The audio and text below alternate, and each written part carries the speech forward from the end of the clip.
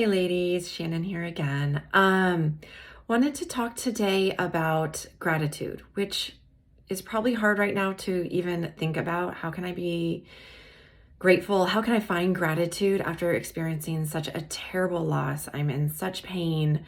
I can't even imagine finding something to be thankful for. And that is absolutely valid. Definitely, those are emotions that I have definitely felt.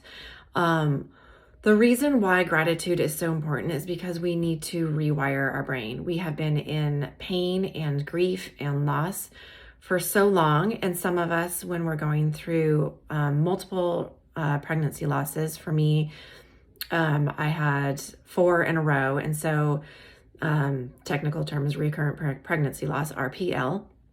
And when you're going through that, you are actually rewiring your brain to be in anxiety and loss and grief for so long that there's a possibility you will stay in that pain. And we want to rewire your brain to find joy now. So one of the things that I always suggest is writing down 3 to 5 things that you are grateful for every single day. And I know that sounds like a lot. I know that's a difficult task to do, but when we are consistent with it and when we do it every single day I still do it. But I would say try it for at least a month or two, 30 to 60 days. You're going to help reshape your brain and rewire it so that you will start seeing more things to be grateful for. And it'll kind of bring you out of that spiral that we go into when we're in the middle of grief. The important thing with writing down gratitude, a lot of people suggest gratitude, but they forget one of the most important steps. And one of the most important steps is to find one of those things that you are grateful for. So, if you write down like, oh, I had a great cup of coffee, or I had an amazing hug from my partner. Write down the story that goes with it. Don't just write down what happened. Like, I had a great cup of coffee. Write down the story that goes with it. Oh, I was hanging out with a friend and we had a cup of coffee, and, make it a 3 to 5 sentence type situation so that you can really relive the emotions that went along with that event that you're grateful for.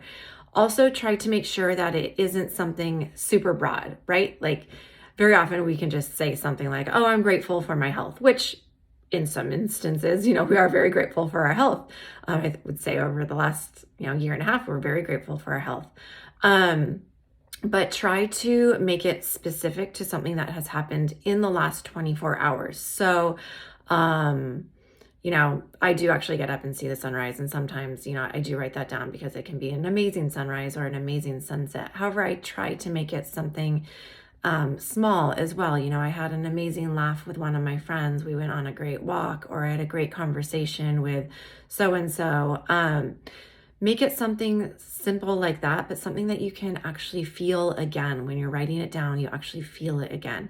It's important to teach your brain to feel those emotions and to recognize the joy that you felt in that time. So another thing that this is going to do is when you're going through your day, you're going to start looking for things to be grateful for. You're going to start going, okay, well, I know I'm going to be writing down my gratitude list at the beginning of the day or the end of the day. What is it that I'm seeing? And, it could be something simple, a flower, just something simple like that. Write down 3 to 5 things and make sure at least for one of them, you write down the whole experience. And this will start the process of rewiring your brain to start experiencing joy instead of sitting in those grief emotions. All right, loves. I will be back another time. Please feel free to reach out anytime. That is what I'm here for. You can find me on the Miscarriage Warrior app, which is a free app to help women heal through miscarriage. You can find me on social media at Mrs.NotLadylike for Instagram. Or you can find me here. I'll be posting. All right. Love you. Bye.